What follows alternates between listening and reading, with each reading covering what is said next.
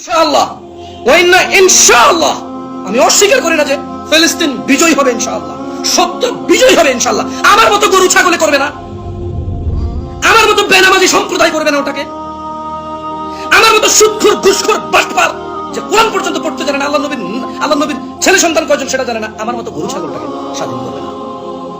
ইনশাআল্লাহ ফিলিস্তিন জিতবে ইনশাআল্লাহ।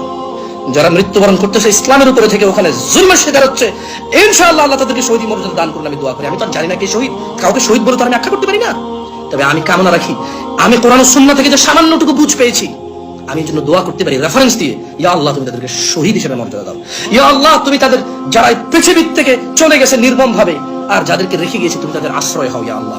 আমি জানি ফিলিস্তিন ইনশাআল্লাহ বিজয় হবে, তবে গরু ছাগলরা বিজয় করবে না, গরু ছাগলরা বিজয় করবে না, বেনামাজি সম্প্রদায় বিজয় করবে না, কোরআন তেলাওয়াত করতে জানে না এমন সম্প্রদায়টাকে বিজয় করবে না, যে মা বাপ তার ছেলে সন্তানকে কোরআন শিখায় না এমন বাপেরা যায় বিজয় করবে না, যে সন্তানরা সব বুঝে শুধু ইসলাম বোঝে না এমন সন্তানরা যায় বিজয় করবে না। ইনশাআল্লাহ বিজয় করবে কারা?